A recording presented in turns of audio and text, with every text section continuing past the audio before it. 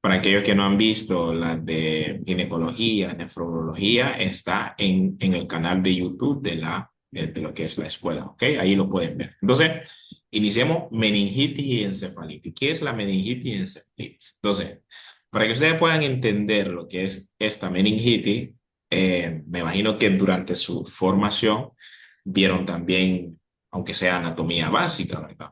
Entonces, el cerebro está recubierto por unas capas, ¿ok? El cerebro está recubierto por una capa llamada meninges, ¿ok? Entonces, la meningitis es la infección de esas capas que recubren lo que es el cerebro. Esa es la meningitis. Esta meningitis puede ser por una causa viral o puede ser por una causa bacteriana. Recuerden que todo lo que termina en itis prácticamente está hablando de infección o está hablando de inflamación. Todo lo que termina en itis, ¿ok? Infección o inflamación. Entonces, meningitis es la inflamación de la capa que recubre el cerebro, que se llama meninges. Tenemos la otra que es la encefalitis. La encefalitis es cuando se afecta el cerebro en sí, cuando hay infección a nivel cerebral. Y la principal causa de encefalitis es viral. Por ejemplo, el virus del herpes simple es el principal causante de esta encefalitis. Las manifestaciones clínicas es bastante parecida, fiebre y otras cosas. Pero, ¿qué pasa en la encefalitis? Que en la encefalitis aquí se da como algunos episodios de psicosis. ¿Ok? Algunos episodios de psicosis. En la encefalitis, algunos pacientes pueden alucinar. Algunos pacientes pueden, bueno, sí, pueden estar alucinando. Alucinaciones auditivas, alucinaciones visuales. Algunos pacientes con encefalitis pueden decir de que están viendo tal cosa que no existe, ¿va? O pueden estar diciendo que están escuchando tal cosa que no existe. Entonces, ese es más o menos la diferencia que existe entre esta meningitis y lo que es la encefalitis. Entonces, eh, ¿qué son la meningitis y encefalitis? Dice aquí, meningitis es inflamación de la meninge, inflamación o infección de las meninges. Y recuerden de que estas meninges son las capas que recubre lo que es el cerebro. Las membranas protectoras que rodean el cerebro y la médula espinal actúan como una barrera de seguridad comprometida. ¿Qué es la encefalitis? La encefalitis es la inflamación del parénquima cerebral con afectación directa del tejido cerebral. El propio motor del pensamiento está bajo ataque. Entonces, cuando hay una encefalitis, cuando hay una meningitis, el paciente puede presentar cefalea, que es dolor de cabeza. El paciente puede presentar fiebre, puede presentar rigidez de nuca y existen otros síntomas, ¿verdad? Ajá. Cuando hay afectación del cerebro, ya la inflamación del cerebro en sí o infección del cerebro en sí se llama meningitis y encefalitis, perdón. Cuando hay encefalitis, entonces el cerebro es atacado y las personas pueden incluso tener hasta cambio de personalidad. Es muy importante hacer esa diferencia, que en la encefalitis las personas pueden tener hasta cambio de personalidad, o sea, se pueden volver agresivas, aparte también de presentar lo que es estas alucinaciones o estos episodios de psicosis en lo que es la encefalitis. Y siempre se acompaña también de lo que es la fiebre.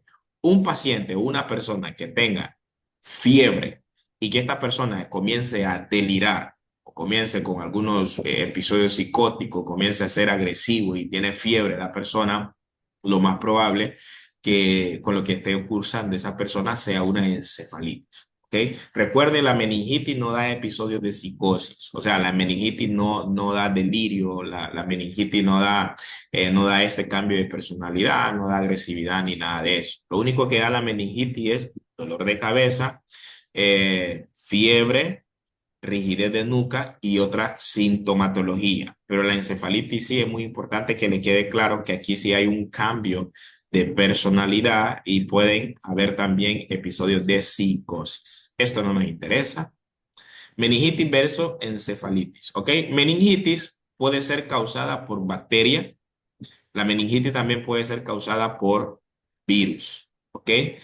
Tenemos lo que es la encefalitis. El agente principal de la encefalitis es el virus del herpes simple. ¿Okay? El virus del herpes simple es el agente principal de lo que es la encefalitis. Entonces, otras causas pueden ser hongos, parásitos, pero lo más frecuente aquí es que la meningitis sea bacteriana o viral y lo más frecuente de la encefalitis es cuadro viral y es el herpes simple. Por eso es que el tratamiento de la encefalitis es con aciclovir. Obviamente, como ya es a nivel del sistema nervioso central, entonces el tratamiento se da con aciclovir intravenosa y no con pastillas. ¿Ok? Entonces, es muy importante que sepamos esto, que encefalitis es por virus y que encefalitis se da psicosis, se da fiebre y todo eso de cambio de personalidad. Meningitis puede ser causada por múltiples bacterias como el neumococo, como el meningococo, que son bacterias que causan lo que es esta meningitis, ¿verdad? Y anteriormente se daban muchos casos, pero por las vacunas ha disminuido lo que son estos casos de meningitis por las vacunas. ¿Cuáles son los síntomas característicos de una meningitis? Un paciente con fiebre súbita y alta, aparición repentina, y que ese paciente tenga dolor de cabeza severo, aparte de este dolor de cabeza severo, que comience con náusea, con vómitos, y que le estorbe lo que es la luz, que eso se llama fotofobia, puede tener leve alteración mental, entonces podemos ir pensando en lo que es una meningitis. ¿Okay? Entonces, estos son los principales síntomas con lo cual cursa una persona que está con meningitis. Ahora bien, estos son algunos sintomatólogos, signos clínicos muy específicos de la meningitis. Si los pacientes presentan estos signos clínicos, entonces sí tienen meningitis. Obviamente no vamos a ver estos signos clínicos porque esto ya son maniobras que los médicos tienen que hacer para poder detectar esta meningitis. Síntomas de encefalitis. ¿Cuáles son la sintomatología de la encefalitis? Entonces, aquí vamos a ver la diferencia que existe entre lo que es esta encefalitis y la meningitis. De igual manera, así como en la meningitis, en la encefalitis también se presenta lo que es la fiebre, se presenta lo que es la fatiga intensa, se presenta lo que es el dolor de cabeza, similar a un cuadro gripal que progresa rápidamente. ¿Ok? ¿Qué otra situación o qué otra sintomatología de la meningitis? Alteraciones psiquiátricas. Entonces, de esto es lo que yo le decía a usted, que esta es una principal diferencia que existe entre la encefalitis y la meningitis. La meningitis no da alteraciones psiquiátricas. La encefalitis sí da alteraciones psiquiátricas, como cuáles: cambio drástico de la personalidad. La persona se vuelve agresiva, o sea, principalmente eso, agresiva. Alucinaciones vívidas, que la persona puede tener alucinaciones auditivas, alucinaciones visuales. La persona puede decirle a usted que está viendo extraterrestre o que está viendo a Jesús. O sea, hay personas, por ejemplo, las personas muy religiosas, personas que son muy religiosas, cuando cursan con meningitis, ellos tienen alucinaciones espirituales, ¿ok? Pueden decir que están viendo a Dios o que están viendo a Jesús, que están viendo ángeles, y obviamente eso se acompaña de un cambio repentino de lo que es la personalidad, ¿ok? Está lo que es el delirio, son personas que pueden estar delirando, y están también algunas personas que pueden presentar convulsiones en lo que es la encefalitis. Entonces, el cuadro de la encefalitis se diferencia de la meningitis por este segundo ítem, que son las alteraciones psiquiátricas. Y fíjese que en lo que es la encefalitis pueden haber algunos déficits neurológicos, algunas complicaciones. Por ejemplo, la persona puede tener problemas de habla, afasia. La persona puede tener visión doble. La persona puede tener parálisis parcial de extremidades. ¿Okay? En lactantes, son lactantes que tienen letargo extremo, o sea, casi no responden, son irritables, rechazan el alimento, fontanela anterior abultada. Entonces, atención temprana salva vida. Diagnóstico clave, obviamente una evaluación clínica con todo lo que le he dicho, diferenciando en sí la sintomatología. Por ejemplo, si es fiebre, dolor de cabeza, rigidez de nuca, vómito, más los signos que yo le dije de que algunos pacientes lo presentan y que nos compete a los médicos hacer esos signos, entonces decimos, esta persona tiene meningitis y antes de estar esperando el resultado del laboratorio, le ponemos antibiótico intravenoso. Y aquí utilizamos bastante lo que es la ceftriaxona intravenosa.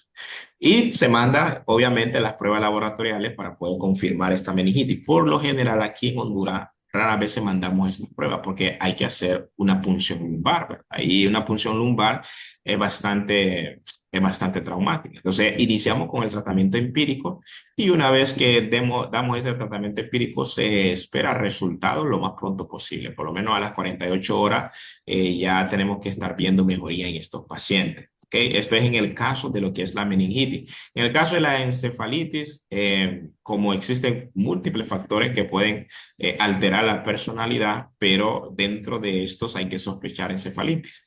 Lo que nos ayuda a diferenciar la presentación psiquiátrica de la encefalitis de otros factores es que la encefalitis sí hay fiebre. Entonces, si hay un paciente con fiebre y tiene este cambio de personalidad, alucinaciones, que grita, que dice que está viendo una cosa y bueno, entonces estas alucinaciones más fiebre, entonces se puede ir pensando en lo que es la encefalitis. Y la encefalitis lo tratamos con aciclovir intravenoso. ¿Okay? Entonces, de esa forma es que llegamos a este diagnóstico. ¿Cuál es el tratamiento urgente y específico? Por ejemplo, la meningitis no hay que estar esperando mucho. En las primeras horas del diagnóstico de la meningitis hay que implementar lo que es el tratamiento. Y en este caso, en la meningitis, como ya le había dicho, utilizamos lo que es la ceftriaxona o podemos utilizar la ampicilina o se puede utilizar lo que es la vancomicina. ¿Ok?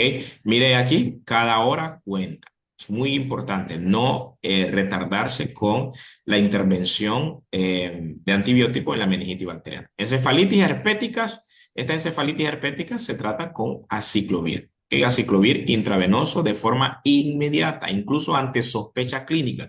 ¿Qué significa eso? Que no necesariamente yo voy a estar esperando un examen laboratorial para tratar esta encefalitis o para tratar lo que es esta meningitis, sino que si yo tengo la sospecha clínica, yo debo de implementar inmediatamente lo que es el tratamiento de esta patología. ¿Por qué? Porque el tiempo cuenta bastante en patologías como meningitis y en patologías como lo que es la encefalitis. Manejo de complicaciones. ¿Puede haber complicaciones? Sí. La que más deja complicaciones es la encefalitis. ¿Okay? La que más deja complicaciones es la encefalitis. Por ejemplo, una persona con encefalitis es una persona que puede tener posterior a ese cuadro problema a nivel de lo que es el lenguaje, problema a nivel de lo que es el habla, problema a nivel de lo que es la movilidad, porque recuerden de que la encefalitis es afectación directa del cerebro. La meningitis es la afectación de la capa que cubre el cerebro.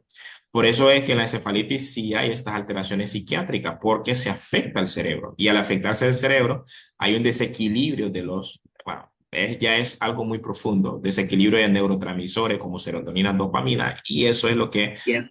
desencadena estas alteraciones psiquiátricas. ¿Okay? Entonces, la que más deja secuela neurológica es esta encefalitis. La meningitis no tanto. ¿Okay? La complicación que puede dejar lo que es esta meningitis eh, es formar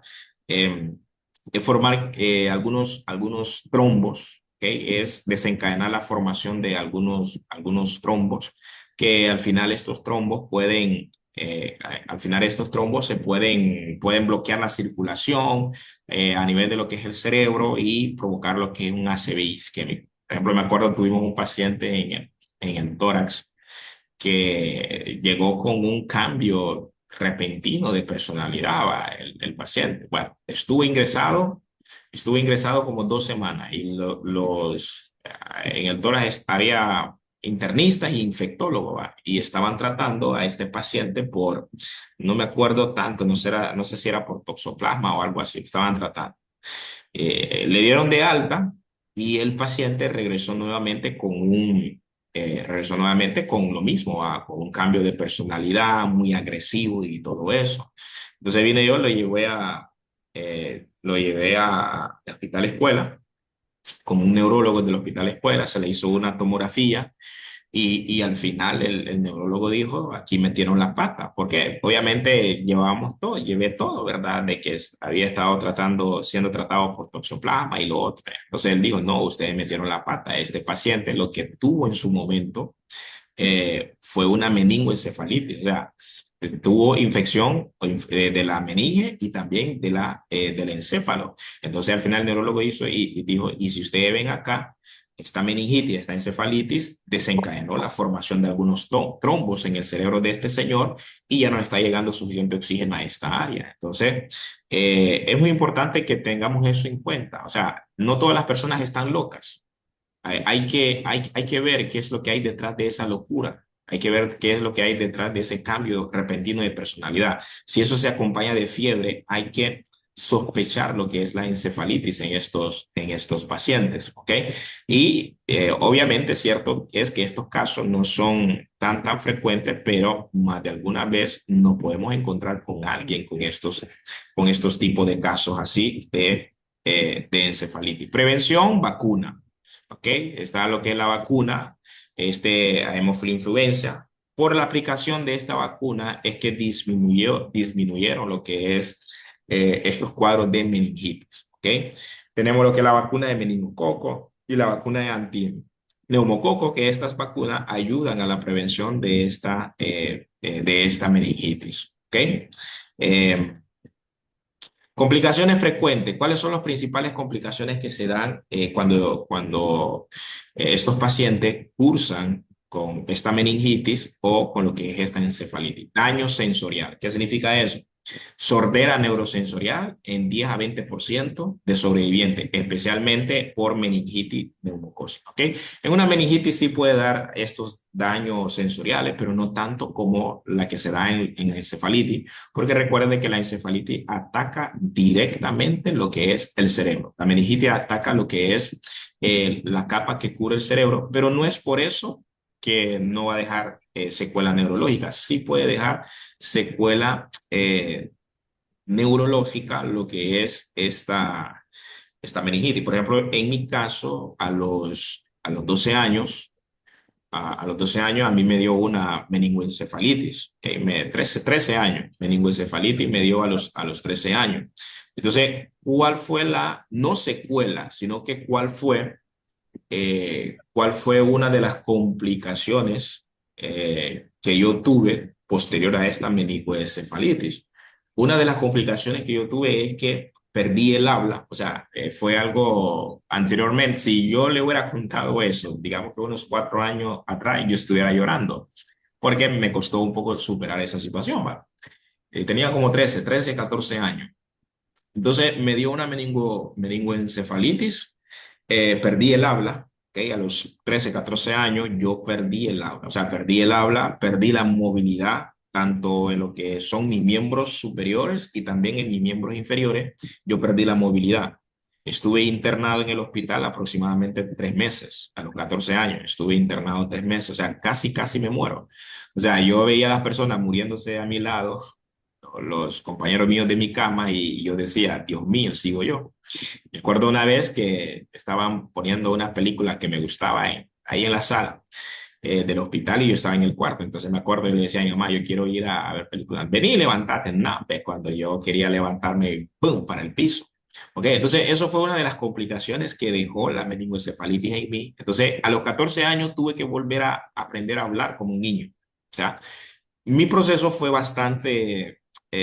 mi proceso fue bastante largo porque obviamente no me llevaron a rehabilitación, sino que mis papás me llevaron al pueblo y a ellos me ayudaron a rehabilitarme. O sea, tuve que salir de la escuela, o sea, me salí de la escuela, pero me exoneraron. O sea, yo me retiré de la escuela un año, pero a pesar de que me retiré un año, me exoneraron. O sea, cuando terminó el año, cuando volví a ingresar, ingresé al curso al otro curso, me pasaron el curso, pero es porque yo llevaba es porque llevaba excelencia académica. Y igual, cuando me recuperé nuevamente, le seguí demostrando, seguí con excelencia académica, ya lo perdí por ahí de octavo, noveno.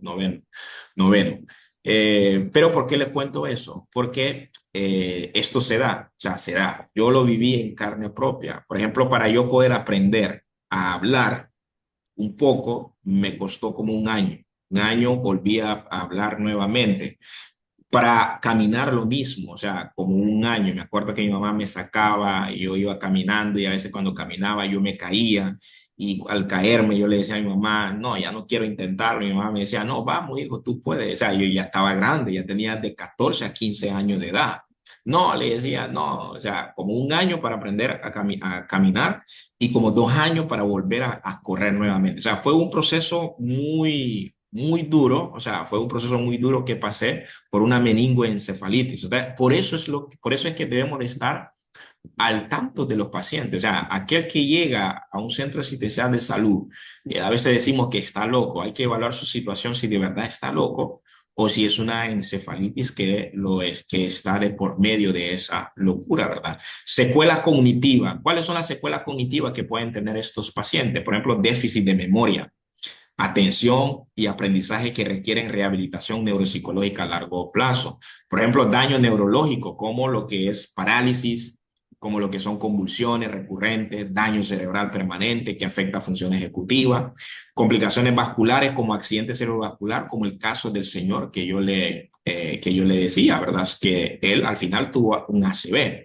vasculitis, inflamación que bloquea el flujo cerebral, como la situación de aquel señor. Entonces, la meningitis y la cefalitis sí dejan secuelas, gracias a Dios, que la única secuela que me dejó, podríamos decir, es que hubo un tiempo, todavía estoy luchando con eso, hubo un tiempo en donde no podía articular bien la palabra. O sea, si ustedes se fijan, cuando yo le estoy dando clase, si ustedes son bien observadores y escuchan bien a veces cómo yo hablo, se van a dar cuenta que hay en algún momento tengo problema con articular algunas palabras. Pero para eso obviamente tienen que escuchar bien, para poder detectar ese problema mío. Entonces, eso fue una de las secuelas, podríamos decir, que me dejó lo que es la meningoencefalitis, pero yo lo he superado, lo sigo superando porque soy una persona que leo constantemente, estoy leyendo constantemente y le imparto clase a ustedes, imparto clase en el área de psicología y todo eso. Entonces, por esa razón es que poco a poco he superado este problema de articulación. Antes era bárbaro, o sea, terrible, terrible el problema de articulación que yo tenía por esa meningoencefalitis. Caso dramático y lecciones aprendidas. Encefalitis herpética no tratada. Si no se le da ciclovir a pacientes con encefalitis, estos pacientes tienen una alta mortalidad que puede alcanzar hasta el 70%, pero con tratamiento temprano se reduce al menos del 20%. ¿Ok? Entonces, es muy importante que estemos al tanto de estos pacientes. Retos actuales, acceso al diagnóstico. Actualmente es muy fácil diagnosticar esto. Con que se sepa la sintomatología de esto es muy fácil. Con que usted tenga la sospecha, ya es un gran paso, que ya es un gran paso que usted tenga lo que es la sospecha de lo que es la encefalitis o lo que es la meningitis. De esa manera usted puede remitir a la persona a lo que es un centro asistencial de salud.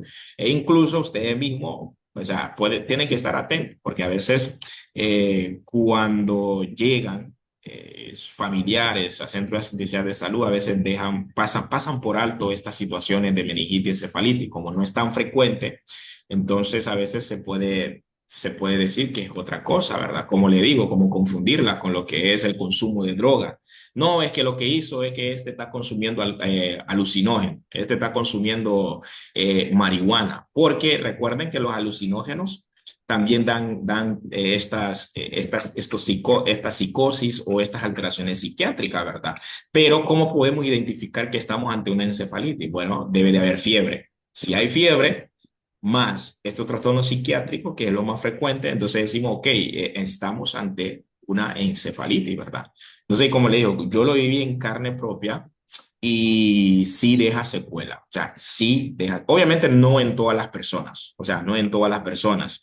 Y deja más secuela en los adultos. Yo como era ¿qué? Un adolescente de 14 15 años, entonces mi cerebro se regeneró rápido. O sea, por eso es que yo aprendí a hablar nuevamente de una forma rápida. Por eso yo aprendí a mover nuevamente mis extremidades, a caminar y a correr, y eso de una forma rápida, ¿verdad? Pero ya en un adulto con una encefalitis o una meningoencefalitis y se retarda en el tratamiento, entonces pueden haber secuelas que al final eh, no la va a superar. Se va a quedar para siempre con esa secuela. ¿Ok? Entonces, no sé si hay pregunta, duda hasta acá. Pregunta, duda. Cada minuto cuenta. Esto es importante. En meningitis y encefalitis, cada minuto cuenta. ¿Ok? ¿Duda, pregunta con encefalitis, meningitis? Doctor, Adelante. esas pruebas que nosotros hacemos en el laboratorio son los de líquido cefalorraquídeo. ¿Qué esperan encontrar, doctor? ¿Qué se espera encontrar en un líquido cefalorraquídeo? Ok, en el líquido cefalorraquídeo, Carlos, en una encefalitis o en lo que es una meningitis, revisamos por lo general los niveles químicos, por ejemplo, niveles de glucosa, revisamos niveles de proteína, Ujú. y otros niveles. Entonces, se sabe, por ejemplo, si hay niveles altos de glucosa, entonces nosotros podemos decir, ok, esto es bacteriana o esto es viral. Si hay niveles altos de proteína, también nosotros podemos decir, ok, esto es bacteriana o también puede ser esto es viral. Entonces, revisamos estos niveles de químico y no solamente la glucosa, no solamente lo que es la proteína, sino también bacterias y todo eso. Entonces, todo eso se busca en lo que es el líquido cefalorraquídeo para poder determinar lo que es esta encefalitis, que se ven leucocitos y todo eso. Se busca también si hay sangre, bueno, un montón de cosas. Casi igual cuando se manda una química, solo que en este caso es a nivel de lo que es con lo que es el líquido cefalorraquídeo, pero el mismo estudio casi es lo mismo. Tiene que medir, buscar glucosa, tiene que buscar proteínas, tiene que buscar leucocitos, tiene que buscar bacterias, tiene que buscar esto y lo otro y lo otro. Sí, se hacen coloraciones como Wright, Barr, Sí, que sí, se hay hace coloraciones especiales para eso. tinta china para descartar otros. Y siempre se Ujú. cultiva. Sí, Pida o sí. no lo pida el doctor, siempre se cultiva por cualquier cosa. Sí, por eso es que nosotros no esperamos resultados en encefalitis y meningitis. ¿Por qué? Porque tarda. O sea, puede tardar 3 días, puede tardar incluso mucho más, dependiendo del laboratorio. Entonces, por eso es que, y también de la carga del laboratorio, ¿verdad? Entonces, por eso es que solo con la simple sospecha hay que iniciar inmediatamente lo que es el antibiótico en la encefalitis y lo que es de elección es la ceftriaxona, ¿ok? Y en lo que es la meningitis, iniciar antiviral, porque lo más frecuente de aquí hasta China es el virus del herpes simple. Entonces iniciamos aciclovir con estos pacientes. ¿Ok? Eh, ¿Duda, pregunta?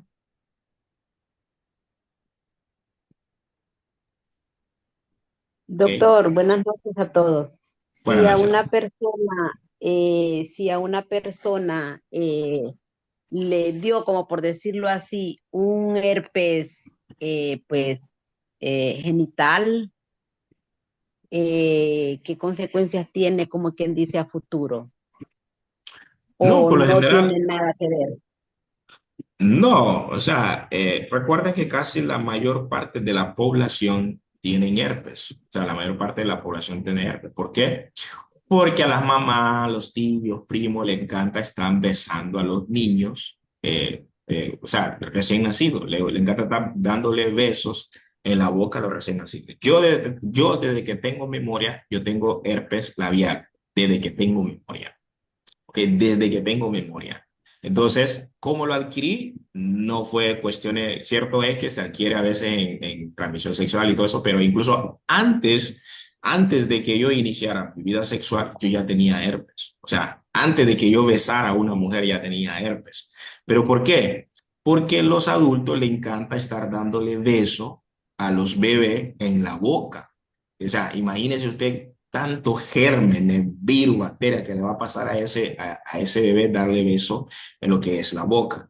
Entonces, probablemente lo hicieron conmigo. O sea, probablemente lo hicieron conmigo porque yo desde que tengo memoria tengo eso. Pero ¿qué pasa? El herpes es un virus que se queda guardado a nivel de lo que algunos ganglios de nuestro organismo. El virus del herpes queda ahí latente, queda durmiendo. Entonces, la mayoría de las personas tienen herpes, solo que ese herpes no se manifiesta. Se manifiesta cuando usted está estresada. Cuando usted está estresada, disminuye su sistema inmunológico. Al disminuir su sistema inmunológico, entonces eso es una oportunidad para que el herpes pueda brotar. Una vez que usted deja de estar estresada, se fortalece nuevamente su sistema inmunológico, entonces el herpes vuelve nuevamente a su lugar. O sea, toda persona que tiene herpes nunca se le va a quitar el herpes en su vida. Nunca. Siempre va a tener ese herpes ahí porque ese herpes al final queda viviendo en nuestro organismo. ¿A dónde? En los ganglios. ¿Okay? En los ganglios de los nervios.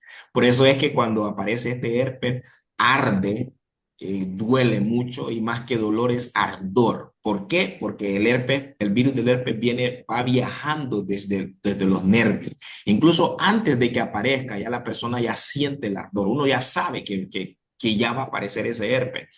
Entonces, ¿pero por qué? Porque la persona comienza a sentir ese fuego. ¿Okay? Entonces uno dice, ya me va a dar. ¿Pero por qué? Porque el virus está viajando por los nervios. Entonces el herpes queda latente en los nervios, queda viviendo ahí para siempre y nunca se quita. ¿Ok?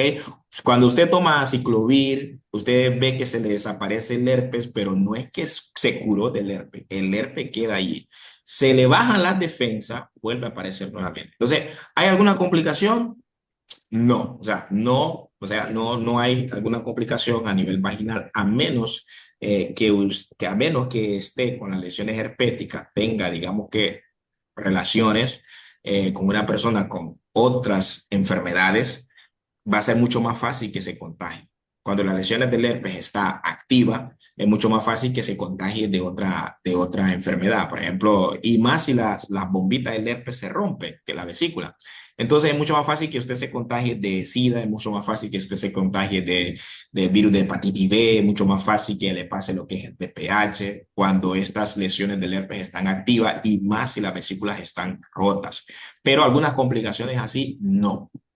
Una comida. Lastimosamente, hay algunas personas que no podemos decirle que tienen mala suerte, pero lastimosamente hay algunas personas que este herpes viaja hacia su cerebro. Y cuando ya viaja a su cerebro, allí sí le da lo que es una encefalitis. Pero de lo contrario, no pasa nada tener el herpes en el organismo. Solamente hay que mantener el sistema inmunológico fuerte y evitar el estrés. Que una vez que controlemos esas dos cosas, entonces vamos a controlar la aparición de estos herpes en nosotros. Por ejemplo, me acuerdo yo en mi práctica, como yo hice casi mi práctica en el área de ginecología, no, hombre, casi cada semana me salía herpes porque yo pasaba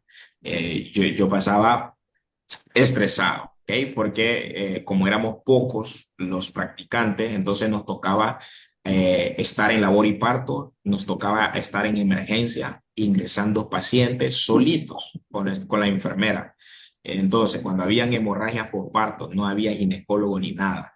Entonces, me tocaba a mí controlar la hemorragia por parto. Cuando había desgarro de cervix, cuando ese cervix comenzaba a chorrear como agua. Entonces, gracias a Dios que había alguien que estaba haciendo la práctica, pero él fue residente, entonces me enseñó a reparar cervix.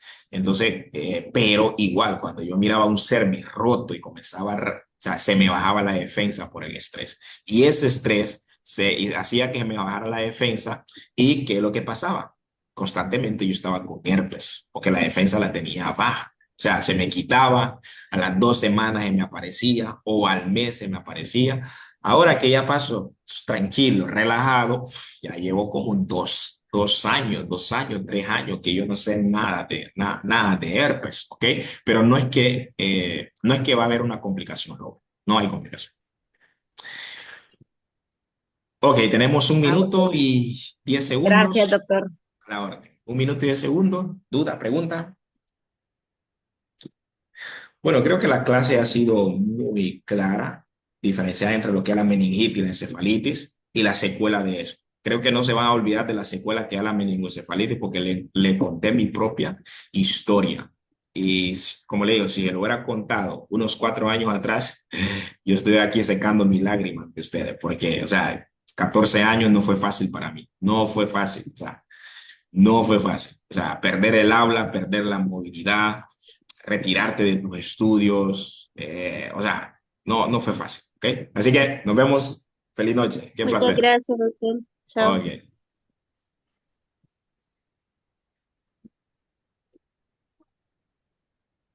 Mande.